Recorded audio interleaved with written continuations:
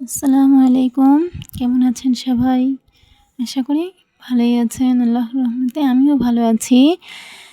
এই তো একটি সিম্পল ড্রেস বানালাম।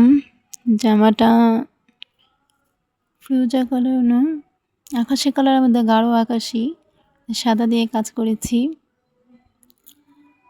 ক্যামেরার চাইতে বাস্তবে কাজটা অনেক সুন্দর ফুটেছে। আশা করি সবার কাছে ভালো লাগবে। ভিডিওটা স্কিপ করবেন না, সম্পূর্ণ দেখবেন।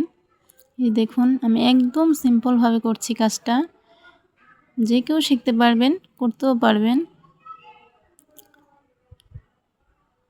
নিজের জামা নিজেও তৈরি করতে পারবেন, কারণ অনেক সিম্পলভাবে কাজটা করি আমি।